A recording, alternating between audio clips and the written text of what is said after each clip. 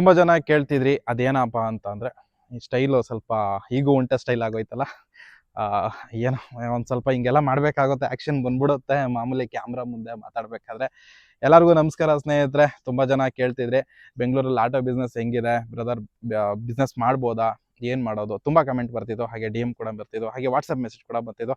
ಎಲ್ಲರಿಗೂ ಒಬ್ಬೊಬ್ಬರಿಗೆ ನಾನು ಕೂಡ ಮೆಸೇಜ್ ಮಾಡೋದಂದರೆ ತುಂಬ ಕಷ್ಟ ಆಗುತ್ತೆ ಆಯಿತಾ. ಸೊ ಆಟೋ ಇನ್ಕ್ವೈರಿ ಬೈ ಮಾಡೋಕ್ಕೆ ಕೂಡ ತುಂಬ ಜನ ಮಾಡ್ತಾರೆ. ಅದ್ರ ಜೊತೆಗೆ ಈ ಡೀಟೇಲ್ಸ್ ಕೂಡ ಎಲ್ಲರಿಗೂ ಇಂಡಿವಿಜುವಲ್ ಆಗಿ ಉತ್ತರ ಕೊಡೋದು ತುಂಬ ಕಷ್ಟ. ಯಾಕಂದರೆ ಒಂದು ದಿನಕ್ಕೆ ಮಿನಿಮಮ್ ಅಂದ್ರೂ 80 ಇಂದ 100 ಜನ ಅಷ್ಟು ಕಮೆಂಟ್ ಬರುತ್ತೆ, ವಾಟ್ಸಪ್ಪಲ್ಲಿ ಮೆಸೇಜ್ ಬರುತ್ತೆ. ನಾನು ಕೂಡ ಆಟೋ ಡ್ರೈವರು, ಆಟೋದಲ್ಲೇ ದುಡಿದು ನನ್ನ ಜೀವನ ಸಾಗಿಸ್ಬೇಕಿರೋದು ಆಯಿತಾ. ಹಾಗಾಗಿ ಏನಾಗುತ್ತೆ, ಎಲ್ಲರಿಗೂ ಅಂದರೆ ಮೆಸೇಜ್ ವಾಪಸ್ ಮಾಡೋಕ್ಕಾಗಲ್ಲ, ತುಂಬ ಕಷ್ಟ ಇದೆ. ಆದಷ್ಟು ನಾನು ಏನು ಮಾಡ್ತೀನಿ, ಗಾಡಿ ಓಡಿಸ್ಕೊಂಡೆ ಎಲ್ಲಾದರೂ ಸಿಗ್ನಲಲ್ಲಾಗಲಿ ಟ್ರಾಫಿಕಲ್ಲಿ ನಿಂತಾಗ ಮೆಸೇಜ್ಗಳನ್ನ ಮಾಡೋದು. ಅದಕ್ಕೆ ಪರ್ಟಿಕ್ಯುಲರ್ ಟೈಮ್ ಮಾಡ್ತೀನಿ ಅಂತಂದರೆ ಆಗಲ್ಲ ಗುರು. ಮಿನಿಮಮ್ ಅಂತಂದರೆ ಯೋಚನೆ ಮಾಡಿ 100 ಜನಕ್ಕೆ ಒಂದು ರಿಪ್ಲೈ ಮಾಡಬೇಕು ಅಂದರೆ ಮಿನಿಮಮ್ ಏನಿಲ್ಲ ಅಂತಂದ್ರೂ ಒಂದು 4-5 ಅವರ್ ಬೇಕಾಗುತ್ತೆ. ಸೊ ಒಬ್ಬೊಬ್ಬರು ಒಂದು ಮೆಸೇಜ್ ಕಳಿಸ್ತೀವ, ಈ ಥರ ಡೀಟೇಲ್ಸ್ ಏನು ಕಳಿಸ್ತೀವಿ ಅದ್ರ ಕೆಳಗಡೆ ಇನ್ನೊಂದು ಮೆಸೇಜ್ ಬರುತ್ತೆ, ಚಾಟ್ ಬರುತ್ತೆ. ಸೊ ಅದೆಲ್ಲ ಎಲ್ಲರಿಗೂ ಮ್ಯಾನೇಜ್ ಮಾಡೋದು ತುಂಬ ಕಷ್ಟ ಅಂತ ಅಂದ್ಬಿಟ್ಟು ಇವತ್ತು ಈ ವಿಡಿಯೋನ ಮಾಡ್ತಾ ಇದ್ದೀನಿ. ಹಾಗೆ ಹೇಳಬೇಕು ಅಂದರೆ ಸ್ನೇಹಿತರೆ, ತುಂಬ ಜನರ ಕನ್ಫ್ಯೂಷನ್, ಡೌಟ್ ಏನಪ್ಪ ಅಂದರೆ ಬೆಂಗಳೂರಲ್ಲಿ ಆಟೋ ತೊಗೊಂಡ್ರೆ ಯಾವ ಥರ ಬಿಸ್ನೆಸ್ ಮಾಡ್ಬೋದಾ, ಮಾಡೋಕ್ಕಾಗಲ್ವ ಅಂತ. ಸೊ ಒಂದೇ ಮಾತಲ್ಲಿ ಹೇಳಬೇಕು ಅಂದರೆ ಎಸ್ ಮಾಡ್ಬೋದು, ಬಟ್ ಏನಂತಂದರೆ ಮೇಯ್ನು ನೀವು ಯಾವ ಥರ ಶ್ರಮ ಹಾಕ್ತೀರಾ ಅದ್ರ ಮೇಲೆ ಡಿಪೆಂಡ್ ಆಗಿರುತ್ತೆ ಆಯಿತಾ. ನೀವು ಏನೋ ತಗೊಂಡೆ, ನಾನು ತೊಗೊತೀನಿ, ನನಗೂ ಕೆಪಾಸಿಟಿ ಇದೆ, ಎಲ್ಲ ನಮ್ಮ ಅಮ್ಮ ಕೊಟ್ಟರು, ನಮ್ಮ ಅಪ್ಪ ಕೊಟ್ಟರು, ಎಲ್ಲ ಒಂದು ಕಡೆ ಲೋನ್ ಎತ್ಕೊಂಡೆ, ಲೋನ್ ಕೊಡೋರಿದ್ರೆ ನನ್ನ ಹತ್ರ ಒಂದು 50,000 ಆಯಿತಾ, 1 ಲಕ್ಷ ಇದೆ, ಬಂದೆ ಹಾಕಿದೆ ಮಾಡಿದೆ ಅನ್ನಂಗೆ ಇದ್ದರೆ ಯಾವ ಥರ ಇವಾಗ ನಾನು ಹೇಳಿದೆ, ಏನೋ ಆಯಿತು ಬಂತು ಹೋಯ್ತು ಅನ್ನೋ ಲೆಕ್ಕಾಚಾರದಲ್ಲಿ ಒಂದು ದಿವಸ ನಿಮ್ಮ ಕೈಯಿಂದ ಹೊಂಟೋಗುತ್ತೆ ಈ ಆಟೋ. ಯಾಕೆ ಹೇಳ್ತಾ ಇದ್ದೀನಿ ಅಂತಂದರೆ, ಆಟೋನ ಹಾಕ್ಕೊಂಡಿದ್ಮೇಲೆ ದುಡಿಬೇಕು, ದುಡಿದ್ರೆ ಮಾತ್ರನೇ ನಿಮಗೆ ಬಿಸ್ನೆಸ್ ಆಗೋದು. ಅದೆಲ್ಲ ಅಲ್ಲಿ ಯಾರು ಹೋಯ್ತಾರೆ ಟ್ರಾಫಿಕ್ಕು, ಅಯ್ಯೋ ಅದೆಲ್ಲ ಯಾರು ಹೋಯ್ತಾರೆ ಗುರು ಆ ಏರಿಯಾ ಕಡೆಗೆ, ಅಯ್ಯೋ ಅಲ್ಲಿ ಹೋಗ್ಬಿಟ್ರೆ ಸಿಗ್ತದೋ ಇಲ್ವೋ. ಸೊ ಈ ಮೆಂಟಾಲಿಟಿ ಇಟ್ಕೊಂಡು ನೀವೇನಾದರೂ ಆಟೋ ಫೀಲ್ಡಿಗೆ ಬಂದರೆ, ಆಟೋ ಡ್ಯೂಟಿ ಮಾಡ್ತೀನಿ ಅಂತಂದರೆ ಆಗೋದಿಲ್ಲ ಆಯಿತಾ. ಸೊ ಬೆಟರ್ ಏನಪ್ಪ ಅಂದರೆ ದಯವಿಟ್ಟು ಬರೋಕ್ಕೆ ಹೋಗಬೇಡಿ, ನೀವೇನು ಕೆಲಸ ಮಾಡ್ತೀರಾ ಅದೇ ಕೆಲಸನೇ ಮಾಡಿಕೊಂಡು ಮುಂದುವರಿಸಿ ಅನ್ನೋದು ನಾನು ಕೇಳ್ಕೊತೀನಿ. ಯಾಕಪ್ಪ ಈ ಮಾತು ಹೇಳ್ತಾ ಇದ್ದೀನಿ ಅಂತಂದರೆ, ತುಂಬ ಜನ ಲಾಸ್ ಮಾಡ್ತಾ ಇರೋದು ಇದೊಂದೇ ರೀಸನಿಗೆ ಆಯಿತಾ. ಇವಾಗ ತುಂಬ ಚಿಕ್ಕ ಹುಡುಗರೆಲ್ಲ ಬಂದುಬಿಟ್ಟು ಆಟೋಗಳನ್ನ ಹಾಕ್ಕೊತಾ ಇದ್ದಾರೆ. ಚಿಕ್ಕ ಹುಡುಗರೆಲ್ಲ ಆಟೋ ಹಾಕ್ಕೊಂಡು ಅದನ್ನು ಓಡಿಸ್ಕೊಂಡು ಒಂದು 3 ತಿಂಗಳು 4 ತಿಂಗಳು ಹೆಂಗೋ ಕಷ್ಟಪಟ್ಟು, ಅಂದರೆ ಒಂದು ಸ್ಟಾರ್ಟಿಂಗ್ 1 ತಿಂಗಳು ಒಳ್ಳೆ ಜೋಶ್ ಇರುತ್ತೆ, ಒಂದು 5-6 ಸಾವಿರ ಕಿಲೋಮೀಟ್ರ್ ಸಣ್ಣಗೆ ರುಬ್ಬಾಕ್ಬಿಡ್ತಾರೆ. ಅದಾದಮೇಲೆ ಏನಾಗುತ್ತೆ, ಅವ್ರದ್ದು ಚಂಚಲ ಮನಸ್ಸು ಗೊತ್ತಿರುತ್ತಲ್ವ, ಗೇಮ್ ಆಡಬೇಕು, ಎಲ್ಲ ಒಂದು ಫಿಲಮ್ಗೆ ಹೋಗ್ಬೇಕು, ಫಿಲಮ್ ನೋಡಬೇಕು, ಒಂದು ಹುಡುಗರ ಜೊತೆ ಸುತ್ತಾಡಬೇಕು. ಎಷ್ಟೋ ನೀವು ಕೆಲವೊಂದು ಗ್ರೌಂಡ್ ಹತ್ರ ಎಲ್ಲ ಹೋಗಿ ನೋಡ್ರಿ, ಇಲ್ಲಿ ಆಟೋನ ಸೈಡಿಗೆ ಪಾರ್ಕ್ ಮಾಡಿಬಿಟ್ಟು ಕ್ರಿಕೆಟ್ ಆಡ್ತಾ ಇರ್ತಾರೆ, ಸರಿನಾ. ಅಂಥ ಸಿಚುವೇಶನ್ ಎಲ್ಲ ನಡೀತಾ ಇದೆ. ಸೊ ಹಿಂಗೆಲ್ಲ ಮಾಡ್ಕೊಂಡ್ರೆ ಲಾಸ್ ಆಗುತ್ತೆ ಗುರು. ಇದಕ್ಕೆ ತುಂಬ ಟೈಮ್ ಕೊಡಬೇಕು ಆಯಿತಾ. ಒಂದು ಸೀರಿಯಸ್ ಆಗಿ ಒಂದು ಬಿಸ್ನೆಸ್ಸು ಯಾವ ಥರ ನಾವು ಡೈಲಿ ಬರ್ತೀವಿ ಅಂದರೆ, ಯಾವುದೇ ಒಂದು ಕೆಲಸಕ್ಕೆ ಇನ್ನೊಬ್ರ ಹತ್ರ ಕೆಲಸಕ್ಕೆ ಹೋಗ್ತೀವಿ ಅಂದರೆ ಡೈಲಿ ಹೋಗ್ತೀವಲ್ವ, ಅದೇ ಥರನೇ ಇದು ಕೂಡ ಅಷ್ಟೇ. ಡೈಲಿ ಇದಕ್ಕೆ ಬರಬೇಕು, ಆಗದೇ ಇರಲಿ ನಿಮ್ಮ ಟೈಮಿಂಗ್ಸು ಒಂದು 10 ಅವರು 12 ಅವರು 14 ಅವರ್ ಟೈಮ್ ಇದಕ್ಕೆ ಕೊಡಲೇಬೇಕಾಗುತ್ತೆ. ಅವಾಗ ಮಾತ್ರನೇ ಬಿಸ್ನೆಸ್ ಆಗೋದು. ನೀವೇನಾದರೂ ಏನೋ ಮಾಡ್ಕೊತೀನಿ ಹೆಂಗೋ ಮಾಡ್ಕೊತೀನಿ ಅಂತಂದರೆ ಆಗಲ್ಲ. ಸೊ ತಿಳ್ಕೊಳ್ಳಿ. ಇನ್ನೊಂದು ತುಂಬ ಎಫರ್ಟ್ ಇದೆ. ಇವಾಗ ಬೆಂಗಳೂರಲ್ಲಿ ಯಾವ ಮಟ್ಟಕ್ಕೆ ಧಗೆ ಬಿಸಿಲು ಹೊಡಿತಾ ಇದೆ ಅಂತ ನಿಮ್ಮೆಲ್ಲರಿಗೂ ಗೊತ್ತಿದೆ. ಸೊ ಫುಲ್ಲು ಒದ್ದೆ ಆಗ್ಬಿಡುತ್ತೆ ಗುರು. ಈ ಸೀಟಲ್ಲಿ ಕೂತ್ಕೊಂಡ್ರೆ ಒದ್ದೆ ಹೋಗಿರುತ್ತೆ. ಒಂದು 10 ಕಿಲೋಮೀಟ್ರು ಒಂದು ಅರ್ಧ ಗಂಟೆ ಏನಾದರೂ ನಾವು ಒಬ್ಬರನ್ನ ಡ್ರಾಪ್ ಮಾಡೋಷ್ಟರಲ್ಲಿ ಫುಲ್ಲು ಹಿಂದ್ಗಡೆ ಒದ್ದೆ ಆಗಿರ್ತದೆ, ಅಲ್ಲೂ ಒಂದು ಹುಣ್ಣು ಆಗಿರ್ತದೆ. ಸೊ ಇಂಥ ಸಿಚುವೇಶನ್ ಇರೋದು ಬೆಂಗಳೂರಲ್ಲಿ ಆಟೋ ಡ್ರೈವರ್ಗಳ ಸಿಚುವೇಶನ್ಗಳು ಇವಾಗ ಸದ್ಯಕ್ಕಿರೋವಂಥದ್ದು. ಮತ್ತು ನಾನು ಹೇಳ್ತೀನಿ, ನೀವು ಯಾರಾದರೂ ಆಟೋ ತಗೋಬೇಕು ಅಂದ್ಕೊಂಡಿದ್ರೆ ಈಗ ಸದ್ಯಕ್ಕೆ ಬಿಸಿಲಿದೆ ಆಯಿತಾ. ಬಿಸಿಲಿಗೆ ಈ ಟೈಮಲ್ಲಿ ನೀವು ಗಾಡಿ ಹಾಕಕ್ಕೆ ಹೋಗಬೇಡಿ. ಯಾಕಂದರೆ ಒಂಥರ ಜಿಗುಪ್ಸೆ ಅನ್ಸಂಗೆ ಆಗ್ಬಿಡುತ್ತೆ. ನೀವು ಹೊಸದಾಗಿ ಯಾವುದೋ ಒಂದು ಫೀಲ್ಡ್ನ ಬಿಟ್ಟು ಬಂದಾಗ ಆ ಒಂದು ಫೀಲ್ಡಿಗೆ ನೀವು ಅಡ್ಜಸ್ಟ್ ಆಗೋಕ್ಕೆ ಮಿನಿಮಮ್ ಅಂದ್ರೂ ಒಂದು 3 ತಿಂಗಳಾದರೂ ಬೇಕಾಗುತ್ತೆ. ಆ 3 ತಿಂಗಳು ನೀವು ಹೆಂಗಾದರೂ ಕಷ್ಟನೋ ಸುಖನೋ ಅಂತ ಅಂದ್ಬಿಟ್ಟು ಆ 3 ತಿಂಗಳು ನೀವು ಟೈಮ್ ಕೊಡಬೇಕಾಗುತ್ತೆ. ಸೊ ಇವಾಗ ತುಂಬ ಬಿಸಿಲಿದೆ. ಇವಾಗ ಒಂದು ಕಡೆ ಇಲ್ಲಿ ನೀರು ಹರಿತಾ ಇರ್ತದೆ, ಬೆವರು, ಒಂದು ಕಡೆ ಕೆಳಗಡೆ ಎಲ್ಲ ಒದ್ದೆ ಆಯ್ತಾ ಇರ್ತದೆ, ಒಂದು ಕಡೆ ಟ್ರಾಫಿಕ್ಕು, ಒಂದು ಕಡೆ ಡ್ಯೂಟಿ ಕರೆಕ್ಟಾಗಿ ಒಂದೊಂದ್ಸತಿ ಬರಲ್ಲ, ಒಂದೊಂದ್ಸತಿ ಬರುತ್ತೆ. ಇವೆಲ್ಲ ಏನಾಗ್ಬಿಡುತ್ತೆ, ಒಂಥರ ಮೈಂಡು ಕೆಟ್ಟೋದಂಗೆ. ಅದು ಏನಕ್ಕಪ್ಪ ಈ ಫೀಲ್ಡಿಗೆ ಬಂದೆ, ಏನು ಹಿಂಗಾಗೋಯ್ತು ಗುರು ನನ್ನ ಲೈಫು ಅನ್ನೋ ಲೆವೆಲ್ಗೆ ಬಂದ್ಬಿಡ್ತೀವಿ. ಸೊ ಅದಕ್ಕೋಸ್ಕರ ನಾನು ಏನು ಹೇಳ್ತೀನಿ ಅಂದರೆ, ಇವಾಗ ಸದ್ಯಕ್ಕೆ ಈ ಒಂದು ಜೂನ್ ಆದಮೇಲೆ ಈ ಮಳೆ ಸ್ವಲ್ಪ ಸ್ಟಾರ್ಟ್ ಆಗುತ್ತಲ್ವ, ಆ ಟೈಮಲ್ಲಿ ಗಾಡಿ ಹಾಕ್ಕೊಳ್ರಿ. ಚಳಿನೇ ಹೆಂಗಾದ್ರೂ ಬೇಕಾದರೂ ತಡ್ಕೊಬಿಡ್ಬೋದು, ಈ ಬಿಸಿಲನ್ನು ತಡ್ಕೊಳಕ್ಕೆ ಆಗಲ್ಲ. ಸೊ ಆ ಟೈಮಿಗೆ ಬಂದರೆ ನಿಮಗೂ ಒಂದು ಸ್ವಲ್ಪ ಡ್ಯೂಟಿ ಕಚ್ಕೊಳುತ್ತೆ. ಮಳೆ ಟೈಮಲ್ಲೆಲ್ಲ ಗೊತ್ತಿದೆಲ್ಲ, ಬಿಸ್ನೆಸ್ ಚೆನ್ನಾಗಿ ಬೀಳುತ್ತೆ, ಕಸ್ಟಮರ್ಗಳು ಬರ್ತಾರೆ, ಆಮೇಲೆ ಅಷ್ಟು ಧಗೆ ಅನಿಸಲ್ಲ. ಆದರೆ ಟ್ರಾಫಿಕ್ ಇರುತ್ತೆ, ಟ್ರಾಫಿಕ್ಗೆ ಬೆಂಗಳೂರಲ್ಲಿ ಅದೇನು ಮಾಡೋಕ್ಕಾಗಲ್ಲ. ಬೆಂಗಳೂರು ಸಿಚುವೇಶನ್ಗೆ ಸದ್ಯಕ್ಕೆ ಹಿಂಗೆ. ಇವಾಗ ಏನಾದರೂ ಈ ಸಮ್ಮರ್ ಸೀಸನಲ್ಲಿ ಏನಾದರೂ ಗಾಡಿ ಹಾಕ್ಕೊಂಡ್ರೆ ಧೂಳು, ರೋಡ್ ಕಂಡೀಷನು, ಟ್ರಾಫಿಕ್ಕು, ಈಗ ಸ್ಕೂಲ್ ಕಾಲೇಜ್ಗಳಿಗೆ ಮತ್ತು ರಜಾ ಇದ್ದಾವೆ, ಅದರದ್ದು ಬಿಸ್ನೆಸ್ ಸ್ವಲ್ಪ ಕಮ್ಮಿ. ಆಮೇಲೆ ಈಗ ಹೇಳ್ದಲ್ಲ ಆಗಲೇ, ಸಿಕ್ಕಾಪಟ್ಟೆ ಉರಿ ಬಿಸಿಲು. ಇವಾಗಲೇ 33 ಡಿಗ್ರಿ ಸೆಲ್ಸಿಯಸ್ ನಡೀತಾ ಇದೆ ತಾಪಮಾನ ಬೆಂಗಳೂರದು. ಇನ್ನು ನೆಕ್ಸ್ಟ್ ನೋಡಬೇಕು ಜೂನ್ ಅಷ್ಟರಲ್ಲಿ ಎಷ್ಟಾಗಿರುತ್ತೆ. ಇನ್ನು ಒಂದೂವರೆ ತಿಂಗಳು 2 ತಿಂಗಳು ಯಾವ ಥರ ಕಂಡೀಷನ್ ಇರುತ್ತೆ ಬೆಂಗಳೂರದಂತೂ ಗೊತ್ತಿಲ್ಲ. ಇದ್ರ ಮಧ್ಯದಲ್ಲಿ ಒಂದು ಸತಿ ಏನೋ ಇವಾಗ ಮಳೆ ಉಯ್ದೈತೆ, ಒಂದು ಸ್ವಲ್ಪ ಧಗೆ ಸ್ವಲ್ಪ ಕಮ್ಮಿ ಆಗೈತೆ. ಬಟ್ ಏನಂತಂದರೆ ಆದರೂ ಕೂಡ ಬಿಸಿಲಿದೆ, ಆಯಿತಾ. ಸೊ ಅದನ್ನು ನಾವು ಅನುಭವಿಸ್ಬೇಕಾಗುತ್ತೆ. ನ್ಯೂಸಲ್ಲಿ ಇದರಲ್ಲೆಲ್ಲ ಹೇಳ್ತಾ ಇದ್ದಿದ್ದು ಒಂದು 38ಇಂದ 40ವರೆಗೂ ಬೆಂಗಳೂರದು ತಾಪಮಾನ ಹೋಗುತ್ತೆ ಅಂತ ಅಂದ್ಬಿಟ್ಟು, ಆಯಿತಾ. ಅಷ್ಟು ಧಗೆ ಬಿಸಿಲು ಅಂತ. ಈ ಟೈಮಲ್ಲಿ ಗಾಡಿ ಹಾಕ್ಕೊಂಡ್ರೆ ಯಾರಾದರೂ ಹೊಸಬ್ರು ಏನಾದರೂ ಈ ಫೀಲ್ಡಿಗೆ ಬರೋರು, ಇವಾಗ ನಾನೆಲ್ಲ ಪಳಗ್ಬಿಟ್ಟಿದ್ದೀನಿ, ಯಾರಾದರೂ ಇವಾಗ ಹೊಸ್ದಾಗಿ ಬರ್ತೀನಿ ಅಂತಂದ್ರೆ ತುಂಬ ಕಷ್ಟ ಅನುಭವಿಸ್ಬೇಕಾಗುತ್ತೆ. ಇವಾಗ ನಾನು ಪಳಗ್ಬಿಟ್ಟಿದ್ದೀನಿ, ನನಗೆ ಇದರಲ್ಲಿ ಗೊತ್ತಿದೆ ಯಾವ ಥರ ಬಾಡಿಗೆ ಮಾಡೋದು, ಯಾವ ಏರಿಯಾದಲ್ಲಿ ಹೋಗ್ಬೇಕಾಗುತ್ತೆ ಅಂದರೆ ಒಂದು ನಂದು ಮೈಂಡ್ ಸೆಟ್ಟು ಒಂದು ಸೆಟ್ ಆಗ್ಬಿಟ್ಟಿದೆ, ಆಯಿತಾ. ಗಾಡಿಗೆ ಹೆಂಗೆ ಮಾಡಿದ್ರು, ಯಾವ ಥರ ಮೇಂಟೈನ್ ಮಾಡ್ಕೋಬೇಕು, ಯಾವ ಥರ ದುಡಿಬೇಕು ಅನ್ನೋದು ನನಗೆ ಗೊತ್ತಿದೆ. ಸೊ ಯಾರಾದರೂ ಹೊಸಬ್ರಿಗೆ ಬಂದರೆ ಅದು ಸ್ವಲ್ಪ ಕಷ್ಟ ಆಗುತ್ತೆ. ಅದು ಬಿಟ್ಟರೆ ಮೇಯ್ನಾಗಿ ಏನಪ್ಪ ಅಂತಂದರೆ, ಆಟೋದಲ್ಲಿ ನೀವು ಎಷ್ಟು ಶ್ರಮ ಹಾಕ್ತೀರಾ, ದುಡಿಮೆ ಮಾಡ್ತೀರಾ. ಯಾವುದೇ ಫೀಲ್ಡು ಹಂಗೆ ಅಲ್ವಾ, ಬಿಸ್ನೆಸ್ ಅಂದಮೇಲೆ ಇದು ಕೂಡ ಒಂದು ಬಿಸ್ನೆಸ್ಸು. ದಯವಿಟ್ಟು ಆಟೋನ ಪ್ರಿಂಟಿಂಗ್ ಮಿಷಿನ್ ಅಂತ ಮಾತ್ರ ಅನ್ಕೊಳಕ್ಕೆ ಹೋಗಬೇಡಿ. ಯಾಕೆ ಈ ಮಾತು ಹೇಳ್ತಾ ಇದ್ದೀನಿ ಅಂದರೆ, ತುಂಬ ಜನ ಹಂಗೆ ಅನ್ಕೊಳೋದು, ನಾನು ಆಟೋ ಹಾಕಿದ ತಕ್ಷಣ ಎಲ್ಲ ಮುಗ್ದೋಯ್ತು ಅಂತ. ಇಲ್ಲ ಗುರು, ಗಾಡಿ ನಿಮ್ಮ ಹತ್ರ ಫುಲ್ ಕ್ಯಾಶಲ್ಲಿ ಇತ್ತು ಅಂತಂದರೆ ಒಂದು ಮೈಂಡ್ ಸೆಟ್ ಆಗುತ್ತೆ, ಫುಲ್ ಕ್ಯಾಶಲ್ಲಿ ಐತಿ, ಯಾರಿಗೂ ಲೋನ್ ಏನು ಕಟ್ಟಂಗಿಲ್ಲ ಬಿಡಪ್ಪ, ಇವತ್ತು ಎಷ್ಟು ದುಡಿದ್ರೂ ಆಗುತ್ತೆ. ಒಂದು ದಿವಸ ದುಡಿಯೋದು, 2 ದಿವಸ ಕುತ್ಕೊಳೋದು. ಇವಾಗ ಏನಾದರೂ ಲೋನ್ಗೆ ಹೋಗಿರ್ತೀರ, ಲೋನಲ್ಲಿ ದುಡಿತಾ ಇರ್ತೀರ, ಒಂದು ತಿಂಗಳು ಚೆನ್ನಾಗಿ ಬಿಸ್ನೆಸ್ ಆಗೋಯ್ತು. ಆ ಟೈಮಲ್ಲಿ ಏನು ಮಾಡ್ತೀರಾ, ಬಿಡಪ್ಪ ಹಿಂಗೆ ಒಳ್ಳೆ ಬಿಸ್ನೆಸ್ ಐತೈತೆ ಅಂತ ಅಂದ್ಬಿಟ್ಟು ಒಂದು 50,000 40,000 ಒಂದು ಮೊಬೈಲ್ ಎತ್ಕೊಂಬರೋದು, ಆಮೇಲೆ ಮನೆಗೆ ಬೇಕಿರೋ ಅಂಥ ಅನ್ವಾಂಟೆಡು ಈ ಕಮಿಟ್ಮೆಂಟ್ ಮಾಡ್ಕೊಳೋದು.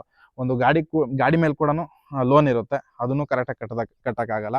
ಅದ್ರ ಜೊತೆಗೆ ನೀವು ಏನು ಎಕ್ಸ್ಟ್ರಾ ಕಮಿಟ್ಮೆಂಟ್ ಮಾಡ್ಕೊಂಡಿರ್ತೀರ ಅದನ್ನು ಮಾಡೋಕ್ಕಾಗಲ್ಲ. ಸೊ ಅಂಥ ಸಿಚುವೇಶನ್ ಕೂಡ ಆಗುವಂಥದ್ದು ಇರುತ್ತೆ. ಸೊ ನೀವೇನಾದರೂ ಲೋನ್ ಮೇಲೆ ಗಾಡಿ ತೊಗೊತಾ ಇದ್ರೆ ದಯವಿಟ್ಟು ನಿಮ್ಮ ಗಾಡಿ ಲೋನ್ ಮುಗಿಯೋವರೆಗೂ ಯಾವುದೇ ಥರ ಕಮಿಟ್ಮೆಂಟ್ನ ಮಾಡ್ಕೊಳಕ್ಕೋಗ್ಬೇಡಿ. ಜೀವನ ನಮ್ಮದು ಮನೆದೇನಿದೆ ಅದನ್ನು ಮಾಡಿಕೊಂಡು ಗಾಡಿ ಲೋನ್ನ ತೀರಿಸ್ಕೊಂಡು ಫಸ್ಟು ಗಾಡಿನ ಕ್ಲಿಯರ್ ಮಾಡ್ಕೊಬಿಟ್ರೆ ಬೆಸ್ಟು. ನಿಮ್ಮ ಹತ್ರ ಫುಲ್ ಕ್ಯಾಶ್ ಗಾಡಿ ಇತ್ತಾ, ದುಡಿಯೋ ಕಡೆ ಫೋಕಸ್ ಕೊಡಿ. ನಿಮ್ಮ ಕೈಯಲ್ಲಿ ಆಗಿಲ್ವಾ, ಬರೀ ತಿಂಗಳಿಗೆ 20 ದಿವಸನೇ ಡ್ಯೂಟಿ ಮಾಡಿ. ಅಂದರೆ ಆ 20 ದಿವಸ ನೀವು ಹೆಂಗೆ ಮಾಡಬೇಕು ಅಂದರೆ 14 ಅವರ್ ನೀವು ಟೈಮ್ ಕೊಡಬೇಕು, ಆಯಿತಾ. 14 ಅವರ್ ಬೆಳಗ್ಗೆ ಒಂದು 6 ಗಂಟೆಯಿಂದ ರಾತ್ರಿ ಒಂದು 10 ಗಂಟೆ 11 ಗಂಟೆವರೆಗೂ ಆ ಟೈಮಿಂಗ್ಸ್ ಕೊಡಿ. ಬಿಟ್ವೀನಲ್ಲಿ ಒಂದು 3 ಅವರ್ 4 ಅವರ್ ರೆಸ್ಟ್ ಮಾಡ್ಕೊಳ್ಳಿ. ಆ ಟೈಮಲ್ಲಿ ಏನಾಗುತ್ತೆ, ಒಂದು ಮಟ್ಟಕ್ಕೆ ಡ್ಯೂಟಿ ಮಾಡ್ಬೋದು, ಹೆಂಗೋ ಗಾಡಿನ ಮೇಂಟೈನ್ ಮಾಡ್ಕೊಂಡು ಹೋಗ್ಬೋದು, ನಮಗೂ ಒಂದು ಸ್ಯಾಲ್ರಿ ಸಿಗುತ್ತೆ, ಅದರಲ್ಲಿ ನಾವು ಮೇಂಟೈನ್ ಮಾಡ್ಕೊಂಡು ಹೋಗ್ಬೋದು. ನೀವೇನಾದರೂ ಅನ್ಕೊತಾ ಇದ್ರೆ, ಇಲ್ಲ ನಾನು ಹೋಗೋದೇ 10 ದಿವಸ 15 ದಿವಸ ಅಂತಂದರೆ ಲಾಸ್ ಆಗುತ್ತೆ. ಒಂದು 6 ತಿಂಗಳು 7 ತಿಂಗಳಾದಮೇಲೆ ಗಾಡಿ ಸೇಲ್ ಮಾಡೋಂಥ ಪರಿಸ್ಥಿತಿ ಕೂಡ ಬರುತ್ತೆ. ಸೊ ಏನೇ ಆಗಲಿ, ಸೊ ನೀವು ಏನು ದುಡಿತೀರಾ, ಇವಾಗ ಎಕ್ಸಾಂಪಲ್ ಒಂದು 30,000 ದುಡಿತೀರಾ ಅಂದ್ಕೊಳ್ಳಿ ತಿಂಗಳಿಗೆ, ಎಲ್ಲ ಖರ್ಚೆಲ್ಲ ಕಳೆದು ಆಟೋದಲ್ಲಿ, ಅದರಲ್ಲಿ ನಿಮ್ಮ ಇಷ್ಟೇ ಇಟ್ಕೋಬೇಕಾಗುತ್ತೆ, ಆಯಿತಾ. ಅಂದರೆ ಆ 30,000ಕ್ಕಿಂತನೂ ಕಮ್ಮಿ. ಇವಾಗ 30,000 ದುಡಿದ್ರೆ ನಾನು 15,000 ಅಷ್ಟೇ ಕಮಿಟ್ಮೆಂಟ್ ಇಟ್ಕೊಳೋದು, ಇನ್ನು 15,000 ನಾನು ಕಮಿಟ್ಮೆಂಟ್ ಇಟ್ಕೊಳಲ್ಲ ಅನ್ನೋ ಲೆಕ್ಕಾಚಾರದಲ್ಲಿದ್ದರೆ 100% ಗಾಡಿ ಹಾಕ್ಕೋಬೋದು, ಮಾಡ್ಬೋದು. ಆದರೆ ಮೇಯ್ನಾಗಿ ನಿಮ್ಮ ಎಫರ್ಟ್, ಆಯಿತಾ. ಅಲ್ಲೋಗಲ್ಲ ಇಲ್ಲೋಗಲ್ಲ, ನನಗೆ ಎಕ್ಸ್ಟ್ರಾ ಬರಲಿ. ಪೀಕ್ ಅವರಲ್ಲೇ ಇವಾಗ ಎಂಥ ಸಿಚುವೇಶನ್ ಆಗಿಬಿಟ್ಟಿದೆ ಅಂದರೆ, ಪೀಕ್ ಅವರಲ್ಲಿ ಕಸ್ಟಮರ್ 20 ರೂಪಾಯಿ 30 ರೂಪಾಯಿ ಕೊಡ್ತಾರೆ, ಅದೇ ಮೈಂಡಲ್ಲಿ ಹಾಕ್ಕೊಂಬಿಟ್ಟವೆ. ಇವಾಗ ನನಗೆ ಏನೇ ಆಗಲಿ, ನನಗೆ 30 ರೂಪಾಯಿ ಕಸ್ಟಮರ್ ಎಕ್ಸ್ಟ್ರಾ ಕೊಟ್ರೇ ನಾನು ಹೋಗೋದು, ಇಲ್ಲ ಹೋಗಲ್ಲ ಅಂತ ಆ ಲೆಕ್ಕಾಚಾರದಲ್ಲಿ ನಡೀತಾ ಇದೆ. ಸೊ ಏನೇ ಡೌಟ್ ಇದ್ದರೆ ದಯವಿಟ್ಟು ಕಮೆಂಟ್ ಬಾಕ್ಸ್ ಓಪನ್ ಆಗಿದೆ, ಕಮೆಂಟ್ ಮಾಡಿ ತಿಳಿಸಿ. ಇದೇ ಥರ ಇದೆ, ನಿಮ್ಗೇನಾದರೂ ಡೌಟ್ ಇದ್ದರೆ ಕೂಡ ತಿಳಿಸಿ. ಸೊ ಆಲ್ಮೋಸ್ಟು ಕವರ್ ಮಾಡಿದ್ದೀನಿ ಅಂದ್ಕೊಂಡಿದ್ದೀನಿ. ಸೊ ಇವಾಗ ಒಂದು ಜೂನ್ ಮೇಲೆ ಗಾಡಿ ತೊಗೊಂಡ್ರೆ ಸ್ವಲ್ಪ ವೆದರೆಲ್ಲ ಚೆನ್ನಾಗಿರುತ್ತೆ, ಆ ಟೈಮಲ್ಲಿ ಹೆಂಗೋ ಮೇಂಟೈನ್ ಮಾಡ್ಕೋಬೋದು. ಇವಾಗ ಬಿಸಿಲು ಕಾಲದಲ್ಲಿ ತೊಗೊಂಡ್ರು ಓಡಿಸ್ಬೋದು, ಬಟ್ ಏನಂತಂದರೆ ನೀವು ಎಲ್ಲೆಲ್ಲೋ ತುಂಬ ಕಮಿಟ್ಮೆಂಟ್ ಎಲ್ಲ ಮಾಡ್ಕೊಂಡು ಮಾಡಿದ್ರೆ ತುಂಬ ಕಷ್ಟ ಆಗುತ್ತೆ ಅಂತ ನನಗೆ ಅನಿಸಿಕೆ ಏನೋ ಅದೇ ಥರನೇ ಇರೋದು. ಅದು ಬಿಟ್ಟರೆ ಓಕೆ ಆಯಿತಾ. ಅದ್ರ ಜೊತೆಗೆ ಇನ್ನೊಂದು ಕಮೆಂಟ್ ಬರ್ತಿತ್ತು, ಅದೇನಪ್ಪ ಅಂತಂದರೆ ಹೊಸ ಗಾಡಿ ಬೆಟರಾ ಇಲ್ಲ ಅಂದರೆ ಹಳೆ ಗಾಡಿ ಬೆಟರಾ ಅಂತ. ನೋಡಿ, ಒಳ್ಳೆ ನಿಮಗೆ CNG ಗಾಡಿ ಸಿಕ್ತು, ಒಂದು ವರ್ಷದ ಗಾಡಿ, ಒಂದು ಸ್ವಲ್ಪ ಕಮ್ಮಿ ಓಡಿರೋ ಗಾಡಿ ಸಿಕ್ತು ಅಂತ ಅಂದರೆ ಸೆಕೆಂಡ್ ಹ್ಯಾಂಡ್ ಗಾಡಿಗೆ ಹೋಗ್ಬೋದು. ಮತ್ತು ತುಂಬ ಹಳೆ ಗಾಡಿ LPG ಗಾಡಿಗಳೆಲ್ಲ ತೊಗೊಳಕ್ಕೆ ಹೋಗಬೇಡಿ. ಯಾಕಂದರೆ ಅಷ್ಟು ಮಾರ್ಕೆಟಲ್ಲಿ ವ್ಯಾಲ್ಯೂ ಕೂಡ ಇಲ್ಲ, ಮೈಲೇಜು ಬರೋಲ್ಲ.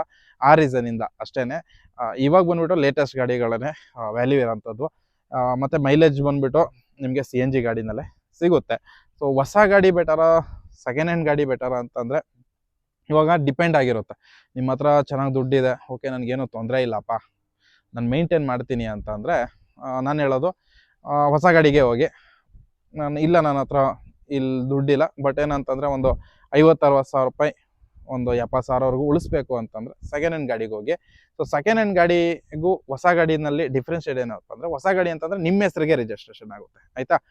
ಫುಲ್ಲು ರೂಪ್ ಟಾಪ್ ಎಲ್ಲ ಬಂದುಬಿಟ್ಟು ನೀವೇ ಮಾಡಿಸ್ತೀರಾ. ಆದರೆ ನೀವು ಸೆಕೆಂಡ್ ಹ್ಯಾಂಡ್ ಗಾಡಿನಲ್ಲಿ ಫಸ್ಟೇ ಮಾಡಿಸಿರ್ತೀರ, ನೀವು ಸೆಕೆಂಡ್ ಓನರ್ ಆಗ್ತೀರಾ. 1 ವರ್ಷದ ಗಾಡಿ ಏನಾದರೂ ನೀವು DL ಪರ್ಮಿಟ್ ಗಾಡಿನ ತೊಗೊಂಡ್ರೆ 2 ವರ್ಷವರೆಗೂ ಟ್ರಾನ್ಸ್ಫರ್ ಆಗಲ್ಲ ಗಾಡಿ ಆಯಿತಾ. ಇಲ್ಲ ಇದನ್ನು ಪರ್ಮಿಟ್ ಸರೆಂಡ್ರ್ ಮಾಡಿ ಟ್ರಾನ್ಸ್ಫರ್ ಮಾಡಿಕೊಂಡು ಮತ್ತೆ ನೀವು ಪರ್ಮಿಟ್ನ ಹಾಕ್ಕೋಬೇಕು, ಅದಕ್ಕೆ ಸ್ವಲ್ಪ ಖರ್ಚು ಆಗುತ್ತೆ. ಸೊ ಆ ಖರ್ಚನ್ನ ಅವಾಯ್ಡ್ ಮಾಡಬೇಕು ಅಂದರೆ 2 ವರ್ಷವರೆಗೂ ವೆಯ್ಟ್ ಮಾಡಬೇಕಾಗುತ್ತೆ. ಇಲ್ಲ ನಾನು ಮಾಡ್ಕೊತೀನಿ ಪರವಾಗಿಲ್ಲ, ನಾನು ಖರ್ಚು ಮಾಡೋ ಅಷ್ಟಿತ್ತು ಅಂತಂದರೆ ನೀವು ಇದರಲ್ಲಿ ಸೆಕೆಂಡ್ ಹ್ಯಾಂಡ್ ಗಾಡಿ ಕೂಡ ತಗೋಬೋದು. ಬಟ್ ಏನಂತಂದರೆ ಸೆಕೆಂಡ್ ಹ್ಯಾಂಡ್ ಗಾಡಿ ಬಂದುಬಿಟ್ಟು 220, 230, 240ವರೆಗೂ, 250ವರೆಗೂ ಹೇಳ್ತಾರೆ. ಅದರಿಂದ ಏನಾಗುತ್ತೆ, ನಾವು ಅವಾಗ ಯೋಚನೆ ಮಾಡ್ತೀವಿ, ನೋಡಪ್ಪ ಇವ್ನಿಗೆ 2.5 ಕೊಡೋ ಬದಲು ನಾನು ಅಲ್ಲಿ ಗಂಟ ಹಾಕ್ತೀನಿ ಅಂತಂದ್ರೆ ಇನ್ನೇನು ನನಗೊಂದು 30,000, 50,000 ಜಾಸ್ತಿ ಆಗ್ತಿದ್ದಲ್ವಾ, ಹೊಸ ಗಾಡಿನೇ ಸಿಗುತ್ತಲ್ವಾ, ನಾನು ಏನಕ್ಕೆ ಸೆಕೆಂಡ್ ಹ್ಯಾಂಡ್ ಗಾಡಿಗೆ ಬಂಡವಾಳ ಹಾಕಬೇಕು ಅನ್ನೋದು ಮೈಂಡಿಗೆ ಬರುತ್ತೆ. ಸೊ ಅದಕ್ಕೋಸ್ಕರ ಆದಷ್ಟು ತುಂಬ ಜನ ಬಂದುಬಿಟ್ಟು ಇದಕ್ಕೆ ಹೋಗ್ತಾರೆ, ಹೊಸ ಗಾಡಿಗೆ ಹೋಗ್ತಾರೆ. ಇನ್ನೊಂದು 40,000, 50,000 ರೂಪಾಯಿಗೋಸ್ಕರ ನಾನು ಯಾಕೆ ಲಾಸ್ ಮಾಡ್ಕೊಳ್ಳಿ ಅಂತ. ಸೊ ನಾನು ಯಾರಾದರೂ ಗಾಡಿ ಸೇಲ್ ಮಾಡೋರಿದ್ರೆ ಅಂಥವ್ರಿಗೆಲ್ಲ ಹೇಳೋಕ್ಕೆ ಏನು ಇಷ್ಟಪಡ್ತೀನಿ ಅಂತ, ಆದಷ್ಟು ನೋಡಿ ರೀಸನೇಬಲು. ನೀವು ಗಾಡಿ ತೊಗೊಂಡಿರ್ತೀರ, ಗಾಡಿ ಸೇಲ್ ಮಾಡ್ತಿರ್ತೀರ ಆಯಿತಾ, ನೀವು ಅದ್ರಲ್ಲಿ ದುಡ್ದಿರ್ತೀರ, ಅದೇ ಲೆಕ್ಕಾಚಾರದಲ್ಲಿ ಏನು ಮಾರ್ಕೆಟಲ್ಲಿದೆ ಪ್ರೈಸು, ಆ ಲೆಕ್ಕಾಚಾರದಲ್ಲೇ ನೀವು ವ್ಯವಹಾರ ಮಾಡಿದ್ರೆ 100% ನಿಮ್ಮ ಗಾಡಿ ಸೇಲ್ ಆಗುತ್ತೆ. ತಗೊಳ್ಳೋರ್ಗು ಒಂದು ಅವರು ಕೂಡ ಖುಷಿಯಾಗಿ ತೊಗೊತಾರೆ, ಕೊಡೋರು ನೀವು ಖುಷಿಯಾಗಿ ಕೊಡ್ತೀರಾ. ಮತ್ತು ತಗೊಳ್ಳೋರು ಮಾರೋರ ಮಧ್ಯೆ ಕೂಡ ಒಂದು ವಿನ್ ಸಿಚುವೇಶನ್ ಇರುತ್ತೆ ಆಯಿತಾ. ಇವಾಗ ಏನಾಗ್ಬಿಡುತ್ತೆ, ನಾನು ಇಷ್ಟರಲ್ಲೇ ಕೊಡೋದು, ಅದ್ರ ಮೇಲೆ ಕೊಡೋಲ್ಲ ಅಂತ ಹೇಳ್ತಾರೆ, ಅದು ಸುಮ್ಮನೆ ಲಾಸ್ ಆಗುತ್ತೆ, ಹೊಸ ಗಾಡಿ ಇಳಿಸ್ತಾರೆ. ಸೊ ನೀವೇ ಯೋಚನೆ ಮಾಡಿ. ಯಾಕಂದರೆ ಗಾಡಿ ನೀವು ಎಷ್ಟೇ ನೀವು 5,000 ಓಡಿಸ್ದೇ ಇರಿ, ಹಂಗೆ ನಿಲ್ಲಿಸಿರಲಿ, ಅದಕ್ಕೂ ಸಂಬಂಧ ಇಲ್ಲ. ಗಾಡಿ ಇವಾಗ ಮಾಡಲು ಚೇಂಜ್ ಆಗುತ್ತೆ, ಒಂದು 8 ತಿಂಗಳು, 10 ತಿಂಗಳು, 1 ವರ್ಷ ಗಾಡಿ ಅಂತಂದರೆ ಅಲ್ಲಿಗೆ ಏನು ಡಿಫ್ರೆನ್ಷಿಯೇಟ್ ಅಮೌಂಟು, ಇದು ಕೂಡ ಇದು ವ್ಯಾಲ್ಯೂ ಕೂಡ ನಾವು ಕೊಡಲೇಬೇಕಾಗುತ್ತಲ್ವ. ಗಾಡಿದು ಡಿಪ್ರಿಸಿಯೇಷನ್ ವ್ಯಾಲ್ಯೂ ಕೂಡ ಬರುತ್ತೆ, ಅದೆಲ್ಲ ನಾವು ಆ್ಯಡ್ ಮಾಡಬೇಕಾಗುತ್ತೆ. ಮತ್ತು 2 ವರ್ಷ 3 ವರ್ಷ ಹೋಯ್ತು ಅಂದರೆ ಇರೋ ಟಾಪ್ಗಳೆಲ್ಲ ಒಂಥರ ಫೇಡ್ ಆಗಿಬಿಟ್ಟು ಇದೆಲ್ಲ ಬರುತ್ತೆ, ಇದೆಲ್ಲ ಖರ್ಚು ಬರುತ್ತೆ. ಸರಿನಾ, ಇವೆಲ್ಲ ದೊಡ್ಡ ಖರ್ಚೇನಲ್ಲ. ನಾವು ಯಾಕಂತಂದರೆ ಗಾಡಿ ಸ್ಟಾರ್ಟಿಂಗಲ್ಲಿ ತೊಗೋಬೇಕಾದ್ರೆ ಏನು ಖರ್ಚು ಮಾಡ್ತೀವಿ ಸ್ವಲ್ಪ ಜಾಸ್ತಿ, ಅದಾದಮೇಲೆ ನೆಕ್ಸ್ಟ್ ನಾವು ಖರ್ಚು ಮಾಡಬೇಕಾದ್ರೆ ನಮಗೊಂದು 6-7 ಸಾವಿರ ರೂಪಾಯಿ ಬಂದೇ ಬರುತ್ತೆ ಗುರು. ಹೆಂಗೆ ಖರ್ಚು ಮಾಡೋಕ್ಕೆ ನಾವು ಎಂಥ ಗೊತ್ತಿರೋ ಕಡೆಗೆ ಹೋಗಲಿ, ಏನೇ ಮಾಡೋಕ್ಕೆ ಹೋದ್ರೂ ಒಂದು 4-5 ಸಾವಿರ ರೂಪಾಯಿ, 6 ಸಾವಿರ ರೂಪಾಯಿ ಅಷ್ಟು ಖರ್ಚು ಬರುತ್ತೆ, ಅದೇನೂ ಮಾಡೋಕ್ಕಾಗಲ್ಲ. ಬಟ್ ಏನಂತಂದರೆ ಸೆಕೆಂಡ್ ಹ್ಯಾಂಡ್ ಗಾಡಿಯಲ್ಲಿ ತೊಗೊಳಕ್ಕೆ ಹೋಯ್ತು ಅಂದರೆ ನಾನು ಹೇಳೋದು ತುಂಬ ಕಡಿಮೆ ಓಡಿರೋ ಗಾಡಿ, ನೀಟಾಗಿ ಇಟ್ಕೊಂಡಿರೋಂಥ ಗಾಡಿ, ಅದ್ರ ಜೊತೆಗೆ ಮೇಂಟೆನೆನ್ಸ್ ಯಾವ ಥರ ಮಾಡಿದ್ದಾರೆ ಅದು ಹೋಗಿ, ಮತ್ತು ರೇಟು ಓಕೆ ರೇಟಲ್ಲಿ ಸಿಗ್ತಿದೆ, ಓಕೆ ಅಪ್ಪ ಕೊಡ್ಬೋದು ಅನ್ನೋ ರೇಟಲ್ಲಿ ಸಿಗ್ತಿದೆ ಅಂತಂದರೆ ಗಾಡಿನ ತೊಗೋಬೋದು. ಮತ್ತು ಡಾಕ್ಯುಮೆಂಟ್ಸ್ ಕೂಡ ನೋಡ್ಕೊಂಡು ತಗೊಳ್ಳಿ. ಆದಷ್ಟು ಡೈರೆಕ್ಟ್ ಬಯರ್ ಹತ್ರನೇ ತೊಗೊಳಕ್ಕೆ ಟ್ರೈ ಮಾಡಿ. ಡೀಲರ್ ಹತ್ರ ಇತ್ತು ಅಂದರೆ ಸ್ವಲ್ಪ ಜಾಸ್ತಿ ರೇಟು, ಬಟ್ ಏನಂತಂದರೆ ಅವ್ರು ಆಫೀಸ್ ಚಾರ್ಜ್ ಅಂತ ಇಟ್ಟಿರ್ತಾರೆ, ಅದೇನೂ ಮಾಡೋಕ್ಕಾಗಲ್ಲ, ಅದು ಸ್ವಲ್ಪ ಜಾಸ್ತಿ ಕೊಡಲೇಬೇಕಾಗುತ್ತೆ. ಹಾಗೆ ಹೊಸ ಗಾಡಿ ಬಗ್ಗೆ ಹೇಳಿದ್ರೆ ಆವಾಗಲೇ ಹೇಳಿದ್ನಲ್ಲ, ನಿಮ್ಮ ಹೆಸ್ರಿಗೆ ಬರುತ್ತೆ ಡೈರೆಕ್ಟಾಗಿ ಗಾಡಿ, ನೀವೇ ಫಸ್ಟ್ ಓನರ್ ಆಗಿರ್ತೀರ, ಅದೊಂದು ಖುಷಿ ಇರುತ್ತೆ. ಎಲ್ಲ ನಮ್ಮ ಕಣ್ಣು ಮುಂದೆನೇ ಗಾಡಿನ ರೆಡಿ ಮಾಡಿಸಿದ್ವಿ, ನಾವೇ ಮೇಂಟೈನ್ ಮಾಡ್ತಾಯಿದ್ದೀವಿ ಅನ್ನೋದು ಅದೊಂದು ಖುಷಿ ಇರುತ್ತೆ. ಸೊ ಆ ಥರ. ಹಾಗಾಗಿ ನೀವು ಸೆಕೆಂಡ್ ಆದರೂ ತಗೊಳ್ಳಿ, ಹೊಸದಾದ್ರೂ ತಗೊಳ್ಳಿ, ಡಿಫ್ರೆಂಟ್ ಹೇಳೋದ್ನಲ್ಲ, ಹೊಸ ತೊಗೊಂಡ್ರೆ ಡೈರೆಕ್ಟ್ ನೀವೇ ಮೇಂಟೈನ್ ಮಾಡ್ತೀರಾ, ನಿಮ್ಮ ಹೆಸರಿಗೆ ಬರುತ್ತೆ. ಸೆಕೆಂಡ್ ಆದರೆ ಒಂದು ಸ್ವಲ್ಪ ಖರ್ಚು ಬರ್ಬೋದು, ಏನೋ ಒಂದು ರಿಪೇರಿನೋ ಏನೋ ಒಂದು ಸಣ್ಣ ಪುಟ್ಟ ಬರುತ್ತೆ. ಎಂಥ ಗಾಡಿನೇ ನೀವು ತಗೊಳ್ಳಿ, ಒಂದು 4,000-5,000 ಸಾವಿರ ರೂಪಾಯಿ ಅಂತೂ ನಿಮಗೆ ಖರ್ಚು ಬಂದೇ ಬರುತ್ತೆ. ಅದ್ರ ಜೊತೆಗೆ LPG ಗಾಡಿಗಳು, ತುಂಬ ಹಳೆ ಗಾಡಿಗಳಾಯಿತು ಅಂದರೆ ಏನು ಪ್ರಾಬ್ಲಮ್ ಅಪ್ಪ ಅಂದರೆ, ತಿಂಗಳಿಗೆ ಮಿನಿಮಮ್ ಅಂದ್ರೂ ಒಂದು 6-7 ಸಾವಿರ ರೂಪಾಯಿ ಖರ್ಚು ರಿಪೇರಿ ಬಂದೇ ಬರುತ್ತೆ ಆಯಿತಾ. ಒಂದು ತಿಂಗಳಲ್ಲಿ ಒಂದು 3 ದಿನ 3 ದಿನ 4 ದಿನ ಗ್ಯಾರೇಜ್ಗೆ ಹೋಗ್ಬೇಕು. ಅದು ಏನಾದರೂ ಒಂದು ಟೈಟ್ ಮಾಡಿಸೋದು, ಬೇರಿಂಗ್ ಮುರಿದೋಯ್ತು, ಅದು ಏನೋ ಒಂದು ಬರುತ್ತೆ ಗುರು. ಅದಲ್ಲದೆ ತಿಂಗಳಿಗೆ ಅಡಿಷ್ನಲ್ ಖರ್ಚು ಒಂದು 4-5 ಸಾವಿರ ರೂಪಾಯಿ ಬಂದೇ ಬರುತ್ತೆ. ಅದನ್ನೆಲ್ಲ ಮೇಂಟೈನ್ ಮಾಡ್ಕೊಂಡು ಮಾಡ್ತೀನಿ ಅಂತಂದರೆ ಓಕೆ, ಬಟ್ ಮೈಲೇಜ್ ಬರೋಲ್ಲ, ಆಗಾಗ ರಿಪೇರಿ ಬರ್ತವೆ. ಅದೊಂದು ಬಿಟ್ಟರೆ ಮಿಕ್ಕಿದ್ದು ಬಾಡಿಗೆ. ನೀವು ಯಾವ ಗಾಡಿ ಹೊಸ ಗಾಡಿ ತೊಗೊಂಡೋದ್ರು, ಸೆಕೆಂಡ್ ಹ್ಯಾಂಡ್ ಗಾಡಿ ತೊಗೊಂಡೋದ್ರೆ ಕಸ್ಟಮರ್ ಕೊಡೋದು ಮಿನಿಮಮ್ಮು 30 ರೂಪಾಯಿ ಅಷ್ಟೇ. ಸೊ ಸ್ನೇಹಿತರೆ, ಇಲ್ಲಿಗೆ ಈ ವಿಡಿಯೋ ಮುಗಿಸ್ತಾ ಇದ್ದೀನಿ. ವಿಡಿಯೋ ಹೇಗಿತ್ತು ಅಂತ ತಿಳಿಸಿ. ನಿಮ್ಗೇನಾದರೂ ಇಷ್ಟ ಆದರೆ ಕೂಡ ಲೈಕ್ ಮಾಡಿ, ಸಬ್ಸ್ಕ್ರೈಬ್ ಮಾಡ್ಕೊಂಡು ಈ ನಿಮ್ಮ ಬ್ರದರ್ನ ಸಪೋರ್ಟ್ ಮಾಡಿ ಅಂತ ಹೇಳುತ್ತಾ ಮತ್ತೊಂದು ವಿಡಿಯೋ ಸಿಗ್ತೀನಿ. ಅಲ್ಲಿವರೆಗೂ ಟೇಕ್ ಕೇರ್, ಬಾಯ್, ನಮಸ್ಕಾರ.